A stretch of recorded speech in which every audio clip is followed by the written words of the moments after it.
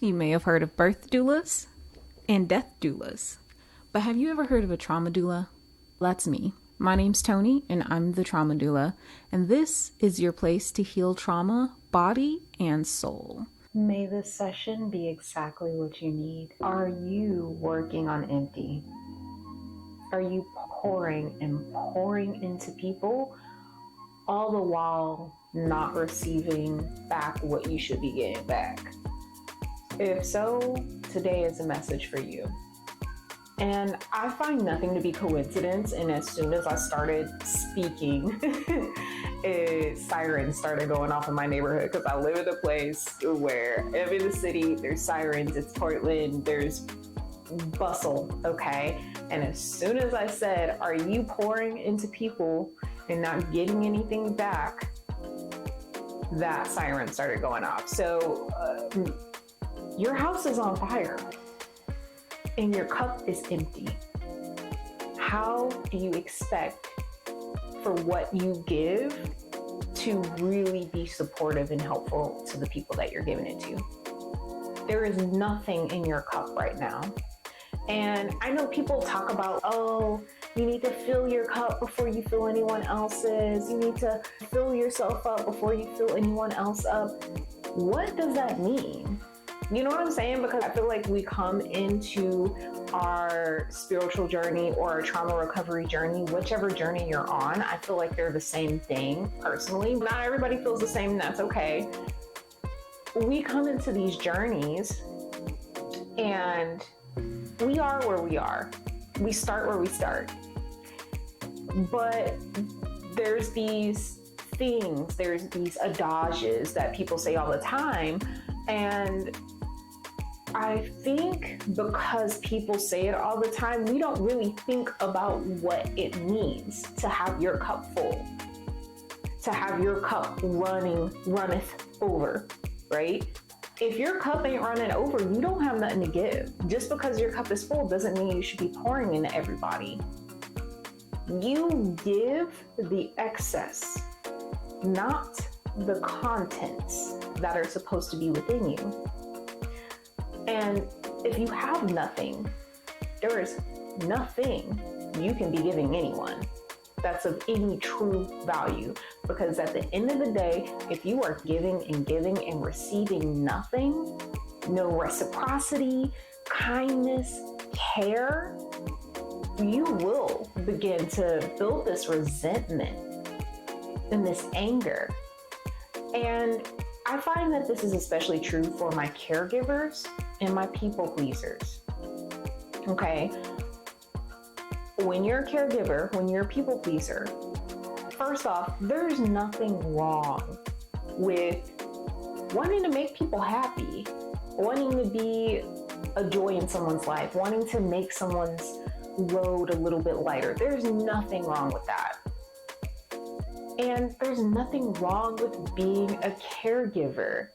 We all had to have caregivers at some point in time in our lives. Our literal survival depended on it. The only thing wrong with either of those types of people is often, and in our society, it's at the expense of themselves.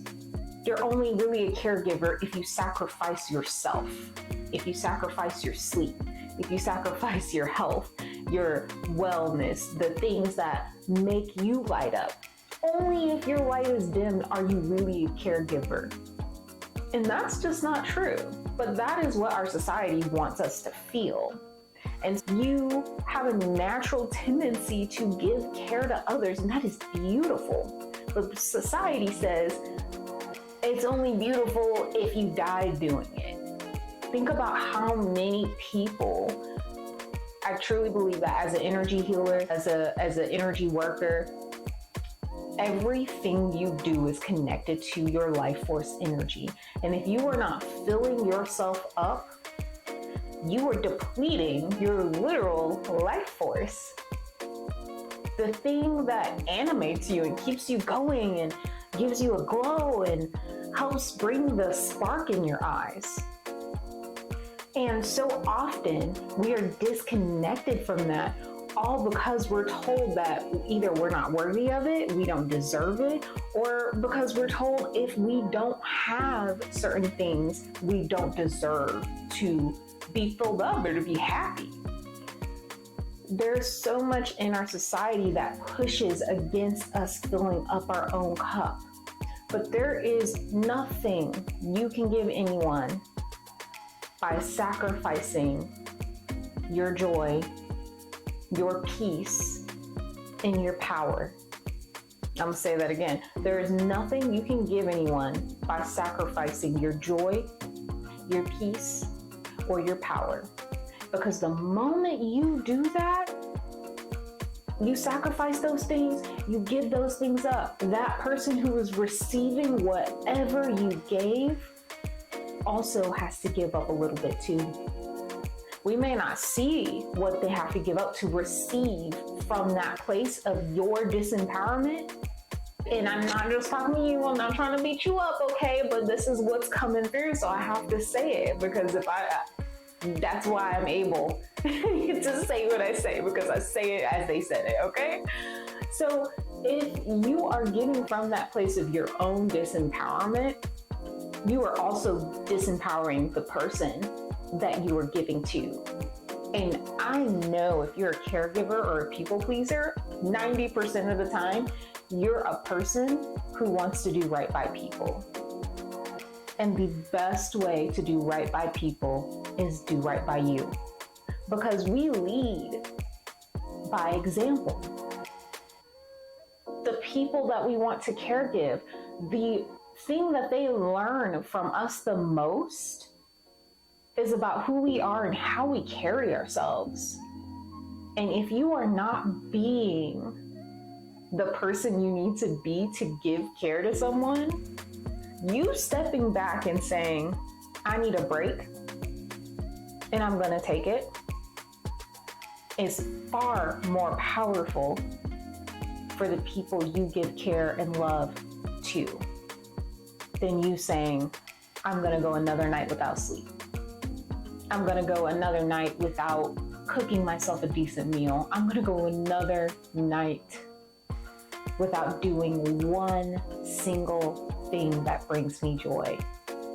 And I'm gonna show the people around me that as a caregiver, I have to be dead in the eyes to truly care for you.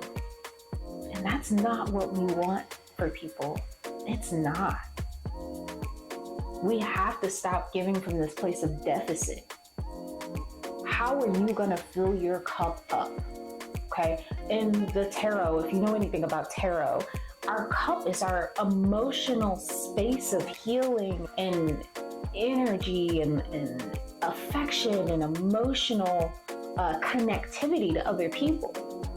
So if you are not full in that space, you're giving disconnection.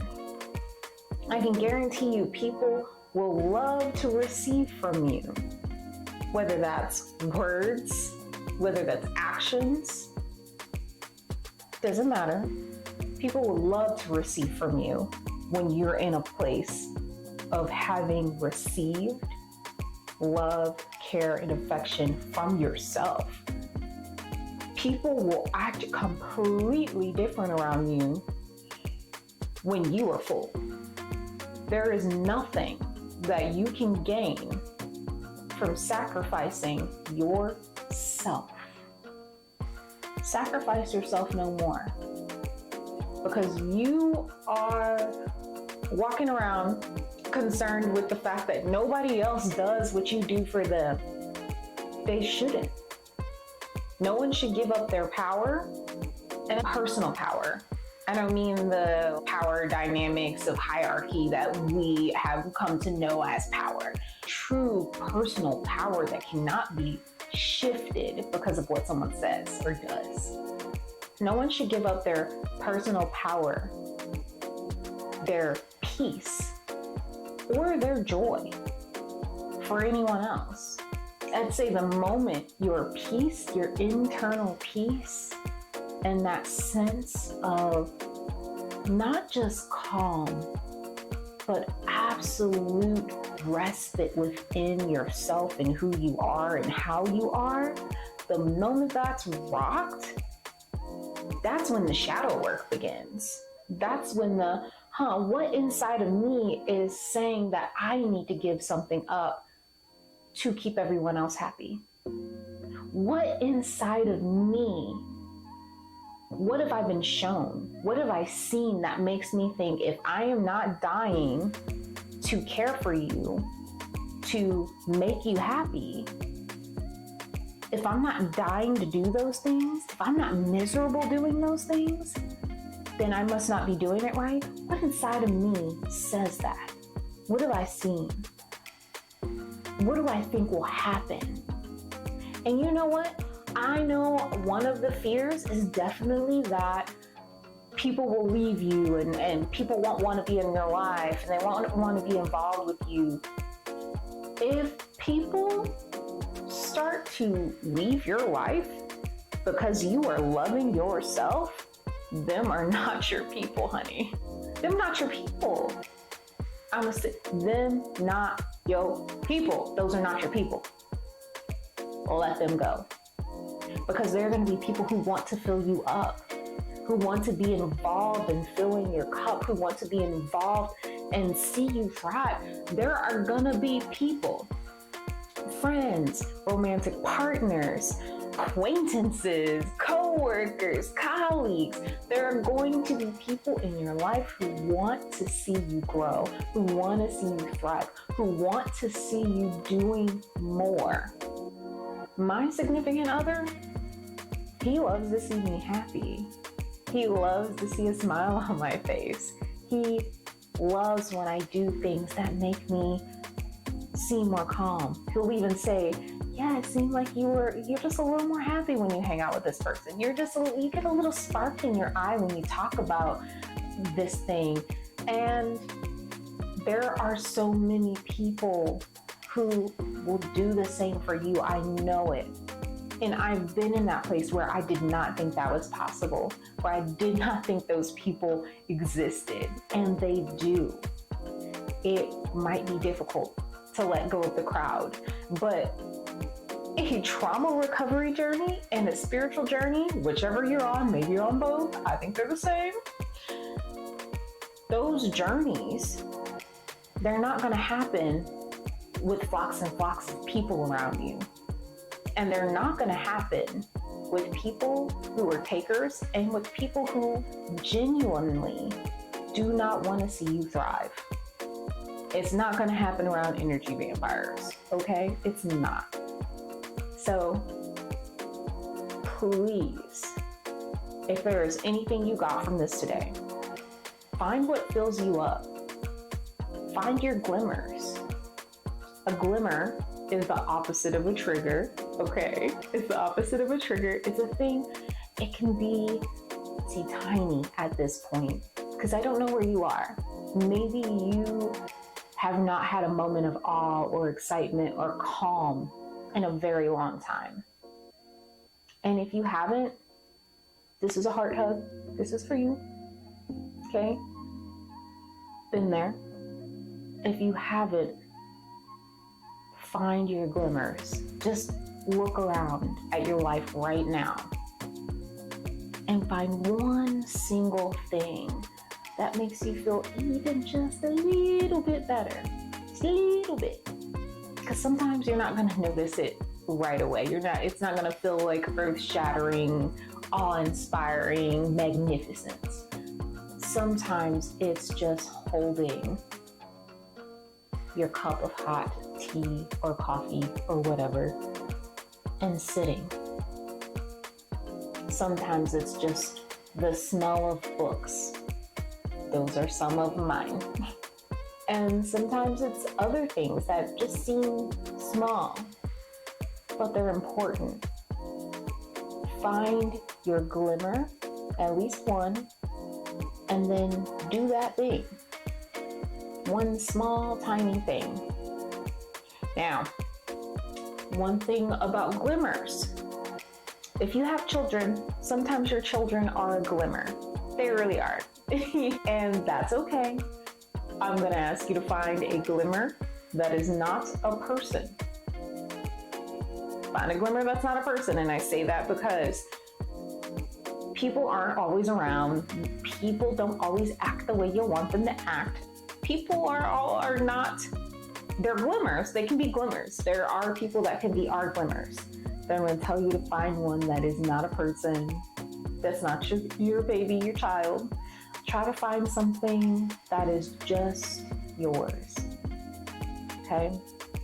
If you've made it this far, I'm assuming you liked this video, so go ahead and sign up for my newsletter description box.